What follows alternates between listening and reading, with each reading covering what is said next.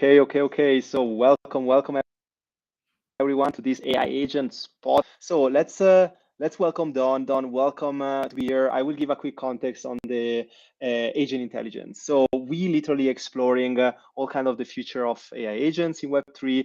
And I'm Francesco. For the people that doesn't know me, I'm dev rallying at MetaMask. And today we're deeping dive into technology and the vision behind. Never mind. I hope I'm pronouncing correctly. But the goal of those sessions is to bring really high caliber and strong like agent builders in the space and really like ask them question around what's going on and why what kind of like the purpose of this agent is all about. So before like we're beginning, quick reminder everyone, we have our chat on the right bottom, so feel free to ask a question. I just wrote welcome in the chat, and then we will bring up your question to Don and myself. So I think let's get it started. Don, welcome. It's a pleasure to have you here. And I think you're right now we're in Portugal. Weather is better than here in Switzerland. You want to quickly introduce yourself? Yeah, thanks for having me. I'm Don Gossen. I'm the co-founder and CEO of Nevermind. Bit of a proverbial passion project. Nice. I've been in the ML space for 20 years, my whole career.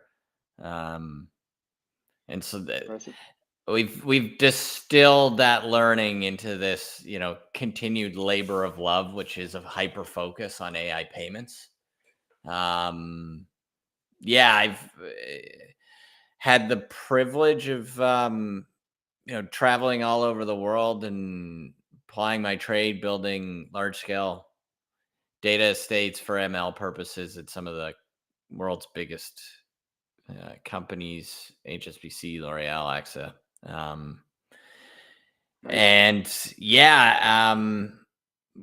Have it's just it's an amazing space to play in. We've I got hooked on the crypto side of things in 2016. So I got regaled with the benefits of using a blockchain for provenance integrity. So when you're building out these analytical workflows that now take this form factor of an agent, right? It's actually, when you use traditional or contemporary tools, it's difficult to understand, like, where did the algorithm come from? Where did the data set come from for training purposes? How did you put them together? What were environments were used to train these things? How is the inference computed? All of these things are actually quite complex, right? And we see sort of the ramifications of this.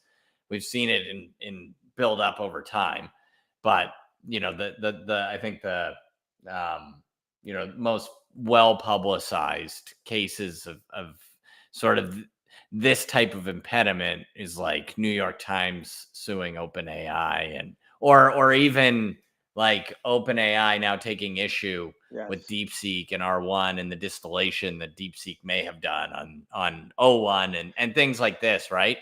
The fact of the matter is blockchains are just like, they're very elegant solutions to this problem. And so that's what got me hooked on the blockchain side of things, and merging these two very divergent technology sets. AI, hyper centralized, Web3, obviously hyper decentralized.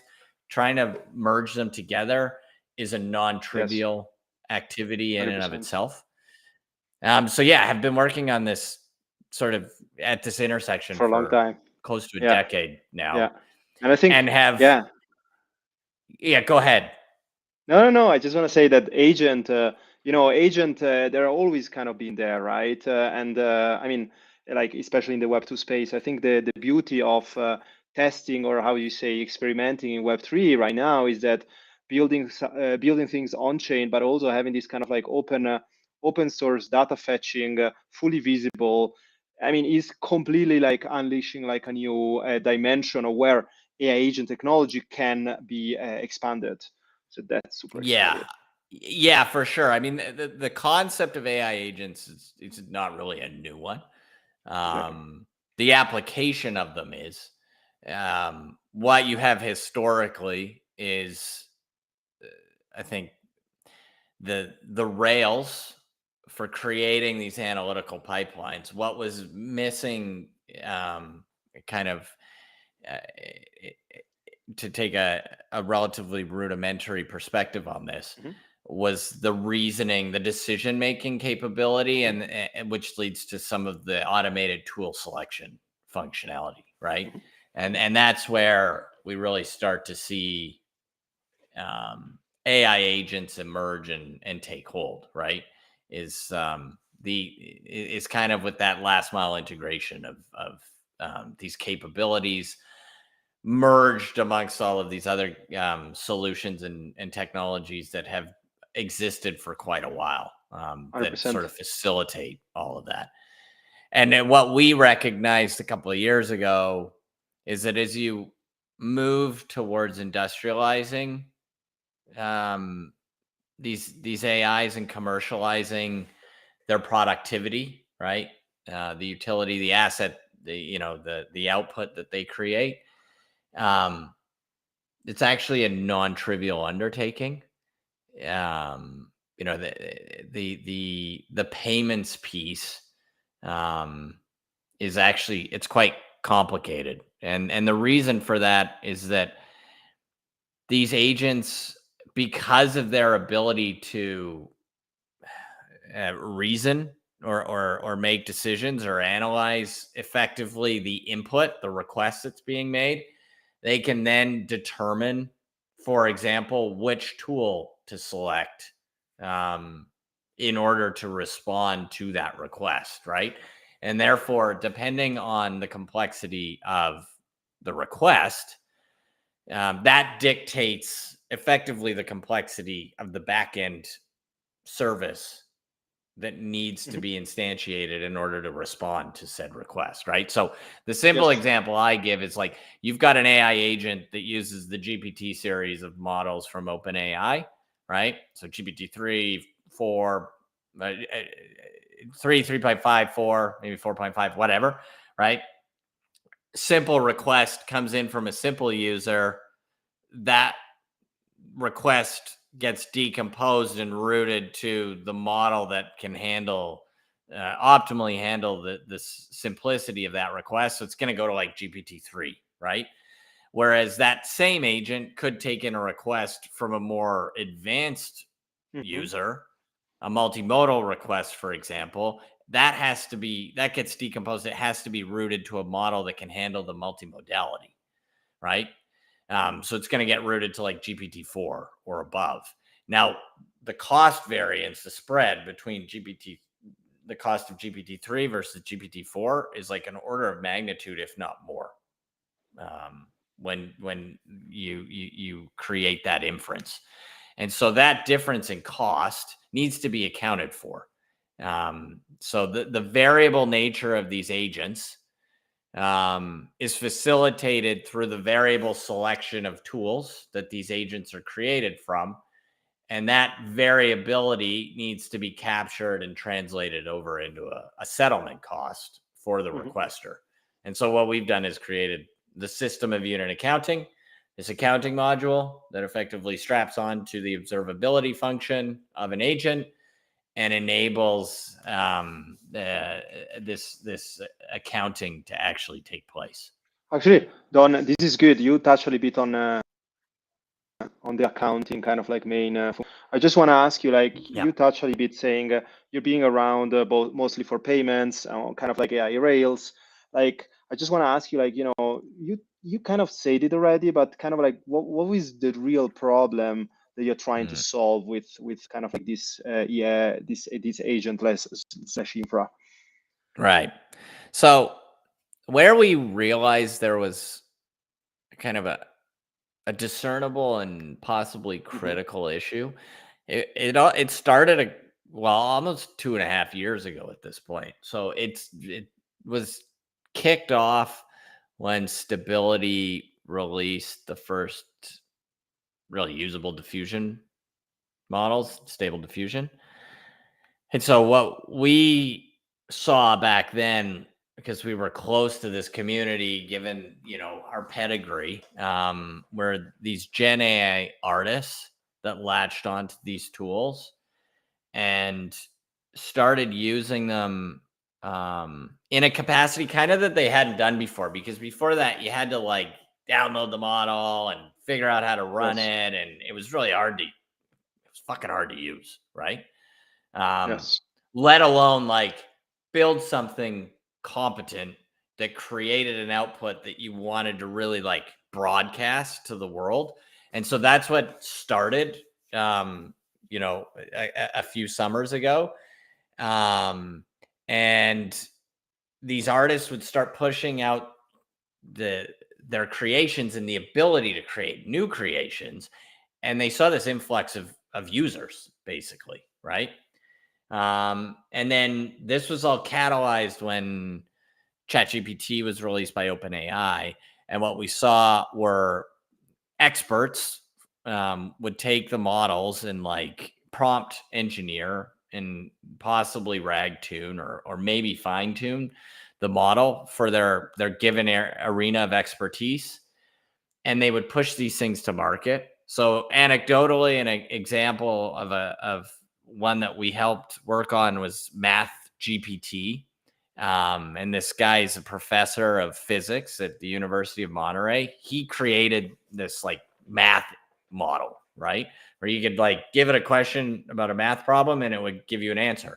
Anyway, he launched this thing. He got like upwards of 150,000 users using this thing on a relatively recurring basis.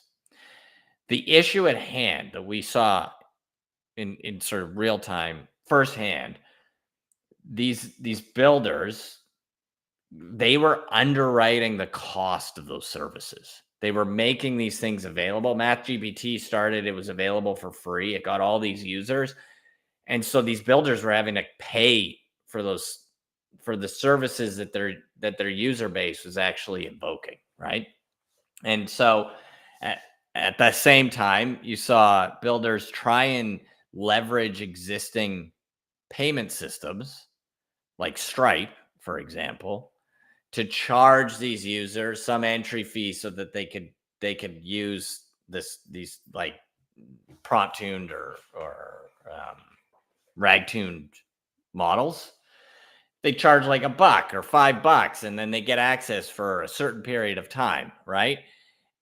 The issue still existed where you would get like a power user that would come through and they would just like churn through all of the credits on the back end system that this builder was supplying to his community via this model interface. And so they would have to like top up so that the utility that so that the model could still be used. Again, still underwriting. Or on the other end of the spectrum, you would have builders that would like charge an egregious amount, $100 for like a week's worth of access or something, right? And so there was like this discernible issue with the way that these very rudimentary at that point models were trying to move into the commercial sphere, right? It was basically like fixed cost, get access. And so we looked into it and it turned out we'd already built a solution that Mm-hmm. handled the variability based on the Mm-hmm. complexity of the requests that were being made. And so when we would present what we had built, it was within the confines of a much larger application that had to do with like provenential integrity and things like that. And resoundingly, the feedback was, oh, I can use this for payments. I can use it for payments. I can use it for payments. And so at that point, we were Nice. like, Nice. Oh, okay, I guess we dig into the payments side and just drop all the other shit that we yeah. were Yeah. focused on Of and course. Yeah. yeah, refine the approach. That's super cool, actually. I understand now the history and why kind of like things evolved through payments and accountability. But and I just want to ask you, so walk a little bit through the agent kind of core functionality. Yeah. So um obviously you've got agents of varying degrees of complexity, right? And that's a Mm-hmm. function of the AI services that the agent is composed of, right? And so, it goes beyond just a model. So if it's just a model, then you might have like a chatbot, right? With the model at the back end that you can just converse with.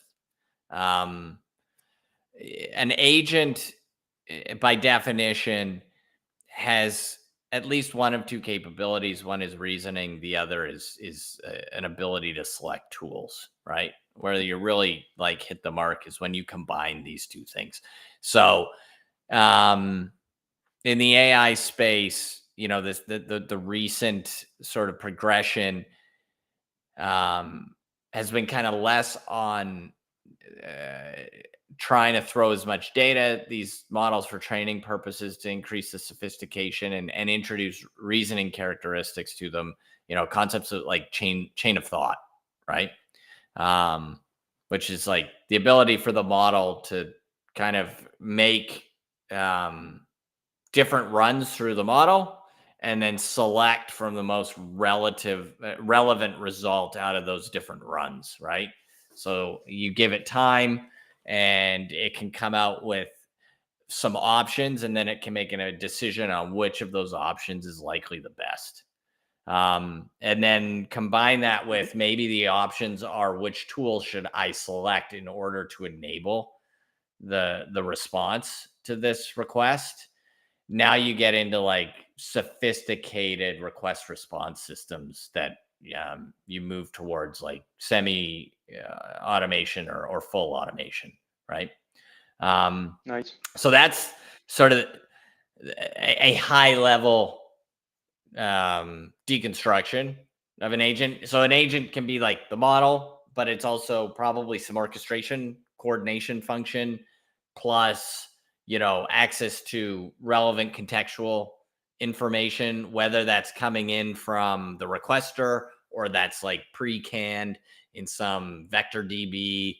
Like it's all of these things get amalgamated into the agent, into this form factor that is an AI agent, and then moved into an environment where it can be exposed to external inputs from these requesters, right? So I think Nice. definition of an agent is um, or of an artificial intelligence is um, an agent that can take in external inputs and then perform self-directed behavior based on those environmental inputs.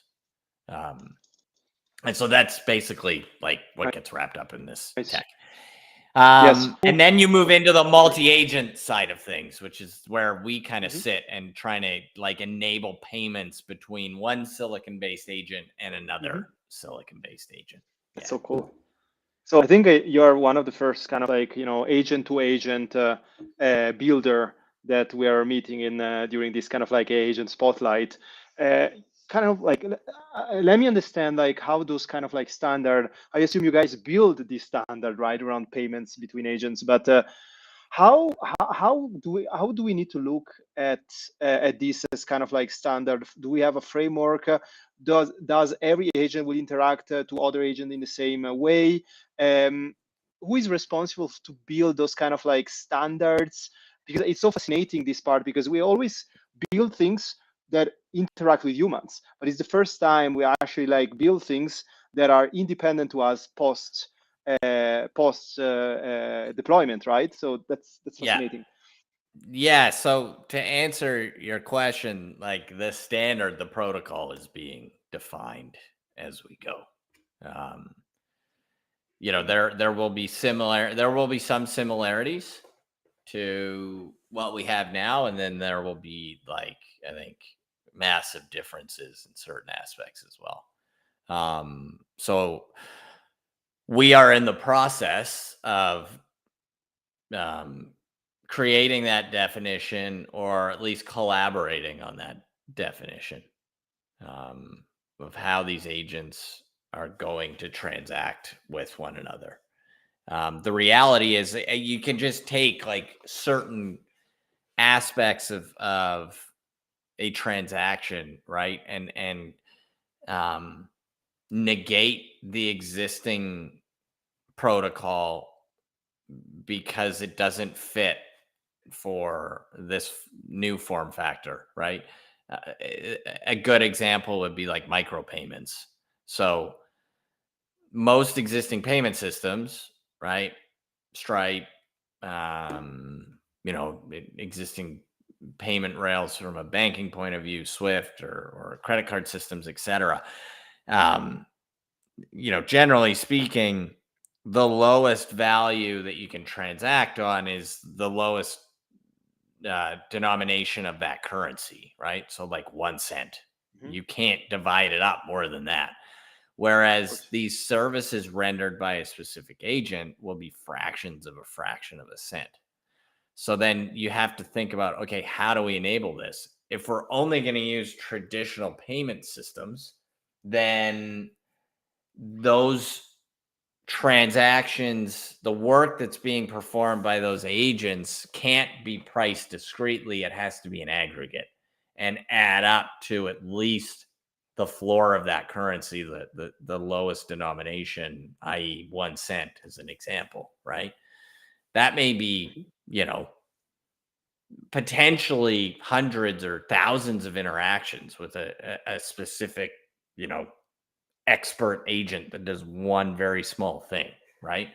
Mhm. Alternatively, which is where we think things are gonna go, is you enable micropayments at that fraction of a cent rate, right? Um, and so this is just one example of where Mhm. this is going from That's interesting. sort of a standard or protocolization point of view. We actually need to be forward looking enough to recognize, like, actually these agents they're going to transact with one another, and some of these transactions will be so small that existing payment rails won't be able to handle them. So what do we do? Well, we need to leverage payment rails that do. Of course. 100%, yeah.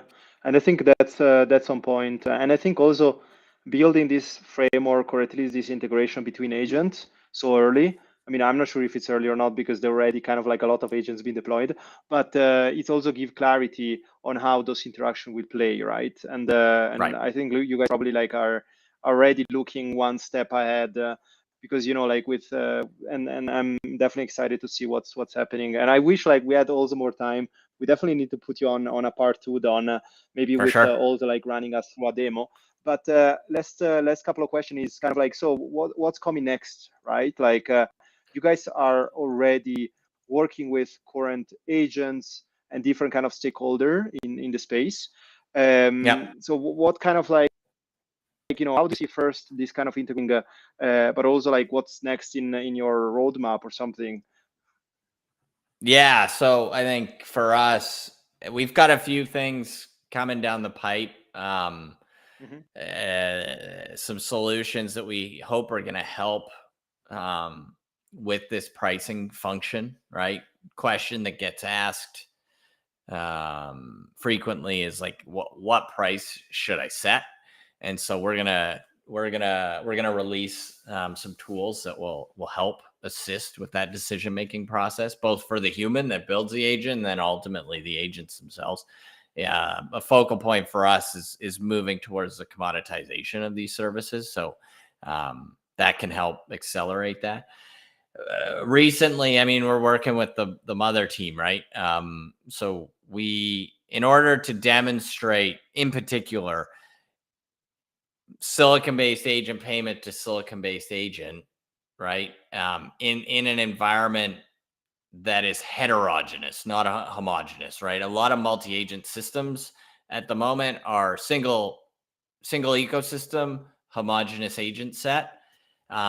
We wanted to demonstrate that actually payments can be facilitated across heterogeneous agents from, like, let's say, completely different frameworks, completely different code bases, completely different builders or companies.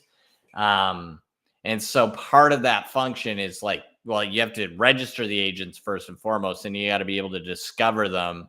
And then you have to be able to enable the negotiation between the two that's going to set the price for the service that one offers to the other, and then facilitate the payment of that. We want to be on that very last bit and part of the very first bit, Mhm. right? But the reality is, right now, we also have to build the discovery and negotiation bit, which is this concept of coordination. And so Yeah. Mother actually Yeah. just integrated what we've built, and we demoed it on Friday. Yeah, and so that's some Yeah. other stuff that Yeah. we'll continue to Remember the focus recording. on.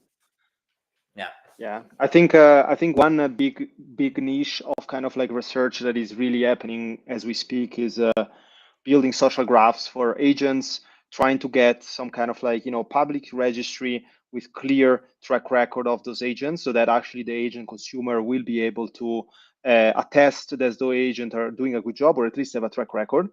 Because Yep. every Yep. time I'm kind of like revisioning my 2020 kind of like DeFi summer when everybody was forking dexes, and same with happening with agents. And the biggest problem they have right now is if there is no clear attestation or social graph from the agent perspective, then it's very difficult to push forward this coordination between those agents. And I'm definitely excited about this kind of like integration and kind of like bringing some transparency and order in this kind of like world wide west of agents that is I think just starting, because I think even ELISA framework like forks are to the roof right now. I was checking Yeah. out, and it was actually quite crazy to see that. Anyway, but yeah, Tom, thanks so much. I think we definitely need a part two, and I think having this kind of like agent intelligence spotlight with you also bring a lot of like cool inputs for all the agent builder that are listening to us. And if anybody has any question, feel free either to DM Don, myself. If you're building agent, you want to present what you're building, you want to integrate, you want to check out what is happening. We have a bunch of like different channels, and Yeah.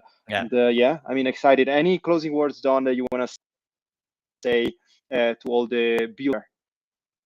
No, just Keep cooking. well, it'd be good if somebody builds this coordinator. I know. I mean, we're working with guys that are. So we're probably not the best at doing it. We're just doing it out of necessity at the moment. But yeah, just get engaged, Yeah. try it out, mess around, help us build these standards or the protocol. And yeah, happy to be on. And thanks for having me. Awesome. Okay, thanks so much, Don. Thanks so much, everyone, and looking forward for part two. And yeah, looking forward probably to see you in Denver or something somehow next.